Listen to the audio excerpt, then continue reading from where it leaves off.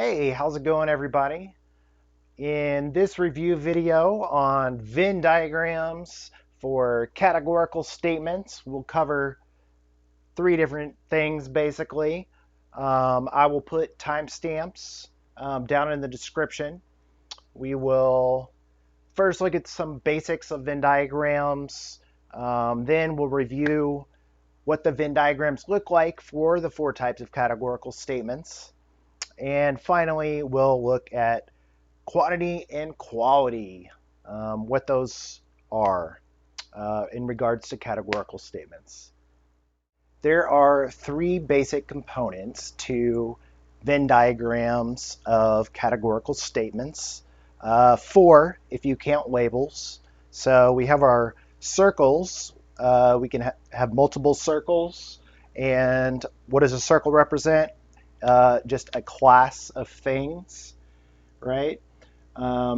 Every categorical statement that we're going to be seeing has two classes that are being related to each other in some way.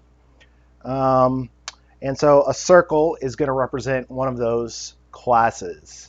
So what could it represent? Well, a class could be things like anything. So like chickens is a class,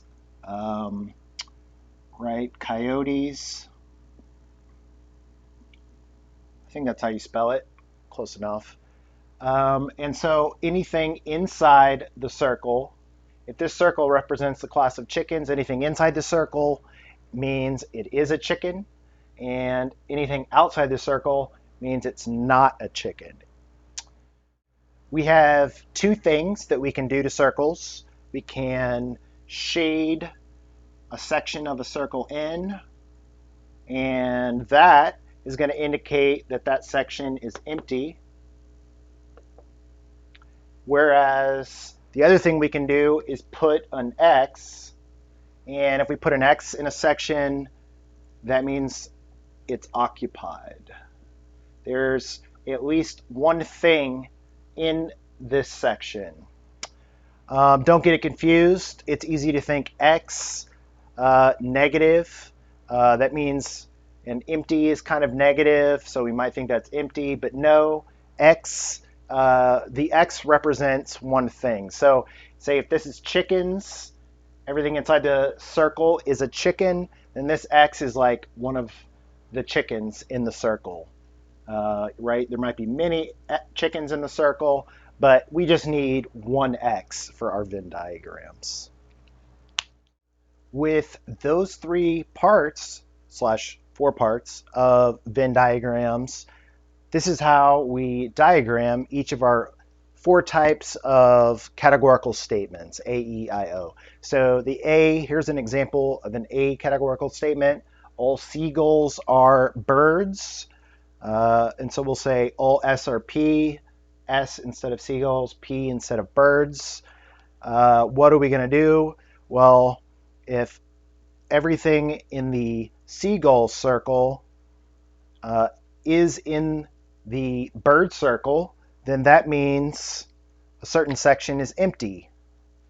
In fact, it's going to be this section, because this section represents all the seagulls that are not birds. So if all seagulls are birds, we know this section's empty. So we'll fill that in to show that it's empty. All right, E statements. We have an example of one. No turtles are mammals.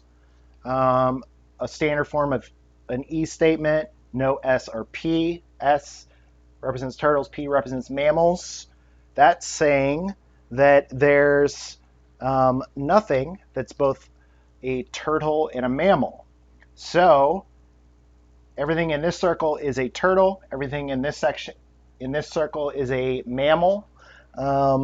So the intersection right here, this statement is saying it's empty.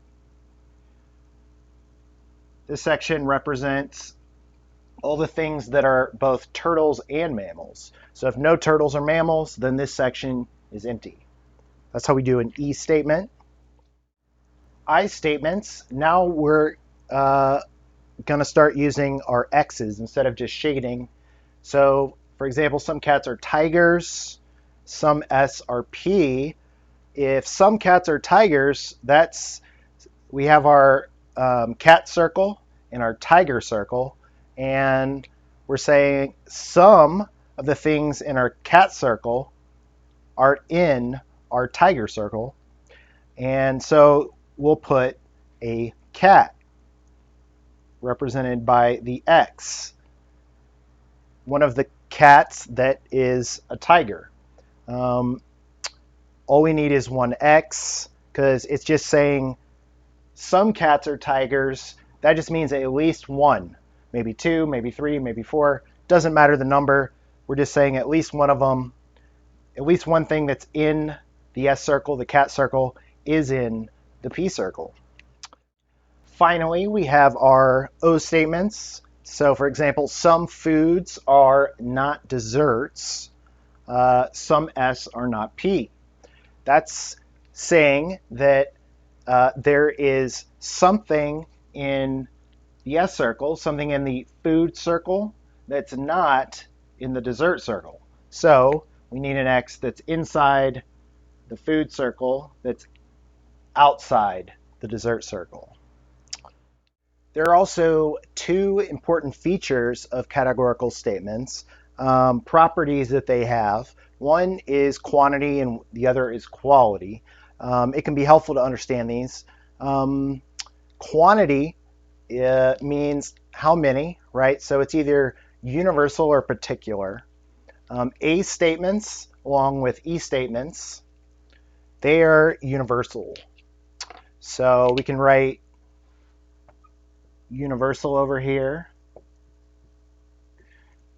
because A and E are universal, meaning they're saying the statements that are A's or E's are saying something about all the things in the subject category. All seagulls are birds. It's universal about seagulls. Or if we said no seagulls are birds, that would also be about all the birds. So that's universal quantity. Particular quantity is about some of the things in the class. So some cats are tigers. We're not saying something about all the things that are cats. We're just saying something about some of them. So particular cats are tigers, but not all cats. So particular, we have I statements and O statements. So both of those are particular. So we can write particular down here. So that's quantity. What about quality? Affirmative, negative. That's pretty self-explanatory. We have A and I as affirmative, and that just means there's no negation going on in there, right? Whereas on the other side, we have E and O, and notice the negation in there. We have no and not, so these are negative in quality. So every statement that's categorical statement has quantity and quality, any combination of these, and you can see the different combinations result in one of the types of statements, A, E, I, or O. Thanks for watching. I will put a link in the description to the next video to watch, and I will put a link up here. If I can figure it out, we'll see. If you have any questions or any problems with the technology, the class, anything at all, please don't hesitate to contact me. I'll see what I can do. All right.